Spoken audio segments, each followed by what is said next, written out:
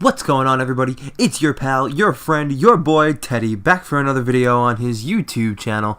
I recently went out and bought a booster box of Sun and Moon cards, of which I will post on my channel later in the week. But in the meantime, I have all the codes and I redeemed them, and why not open them for a video for you guys to see, and at the same time just let you know all the goings-on that are going on in the Pokemon world for me right now. If you guys have seen any of my recent videos, you may know that I'm in the middle of a draft league that I've kind of started up myself with the help of this gentleman named Patrick. I'll put his Twitter in the description.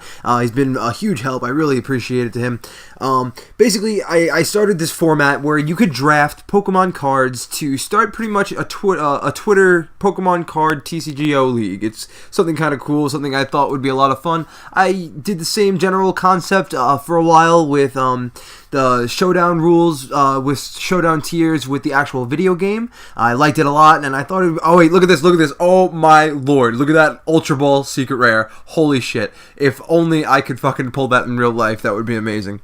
But like I said, I was doing the draft battles. I battled this gentleman named Flygon. He absolutely obliterated me with his, he did a really good job of, building the Greninja break deck with his drafted cards and within the rules and parameters of the league, and I was really impressed. I have a decent amount of control cards, such as the Giratina break, and, the Giratina with the ability to get rid of break abilities, and the Garbodor to get rid of any ability, which is really cool.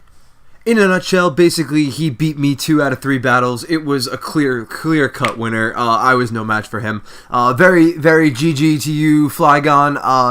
I hope to battle you again next time for a bit of redemption. I will not lie. I'm a bit salty about that. But you know, you win some, you lose some. You can't really complain too much.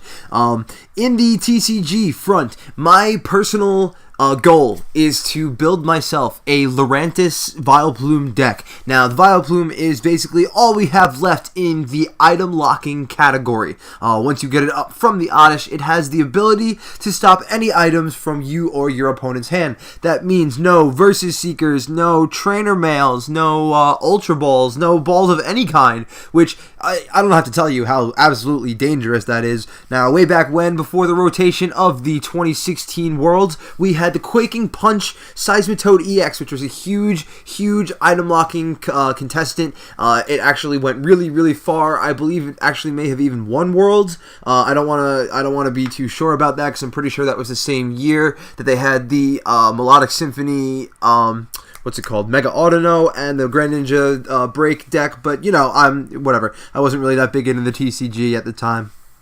So most of us who have played the TCG competitively before have seen that Vileplume in action, and we know just how deadly it can be.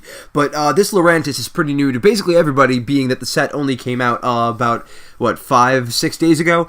So for 1 Grass Energy Flower Supply, you can attach 2 basic energy cards from your discard pile to your Pokemon in any way that you'd like. So basically, for 1 Grass Energy, you can attach 2 basic energy cards from your discard pile to this Lurantis and be able to use its next attack, Solar Blade, which does 120 damage and heals you for 30 damage, and you already have 210, so this makes it a pretty tanky card. It can really take a few hits if your opponent doesn't have a really heavy hitter set out. And then for 1 Grass Energy, it has Chloroscythe GX. This attack does 50 damage times the amount of Grass Energy attached to this Pokemon. So if you had all 3 Grass Energies attached to Lurantis for the Solar Blade, you could do a hearty 150. If you had another one on there, you could do 200 and knock out a decent amount of the meta. And then for 5 energy, you can knock out virtually everything in the meta, and making it a pretty hard-hitting card, as well as the tank abilities, making it a pretty decent contender with the old school, I guess now you can call it old school, Mega Mewtwo Y EX deck. Wow, that's weird. I never thought I would call it EX deck old school, but that's weird to me, dude. Some cards that this deck cannot live without, obviously, is going to be the Forest of Giant Plants. That's going to be a huge contender because you want the ability to evolve all of your Pokemon as quickly as possible. If you can get a turn 1 or turn 2 Vileplume, or a turn 1 or turn 2 Lurantis, you're pretty set. You're really in good shape.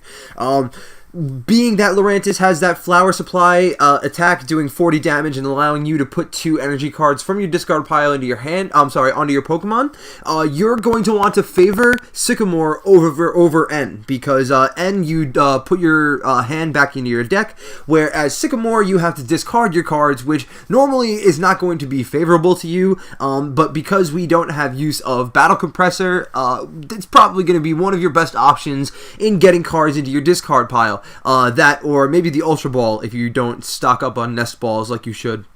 Now, if you really wanted to run a gimmicky type deck with this, you could always add in that Ariados with the Poisonous Nest ability to poison any Pokemon on the field that are not Grass type. Really annoying to constantly be poisoned, and then you could also add some Poison Barbs in there to just make it a really, really status-inflicting deck. There's a lot of options with these cards. There really are. There's plenty of really good ones. I'm going to run a Professor Kukui in pretty much every deck because I just love him. Trumps everything that Giovanni's scheme ever had going for him. There's just no competition. It does everything that Giovanni's scheme could possibly do with no exceptions. Like, you don't have to pick one over the other. I love it. It's actually pretty awesome. So we're finishing up our openings with the Lapras. I thank you guys for coming out. I had a great time. I hope you did too. This is Teddy Wop signing off.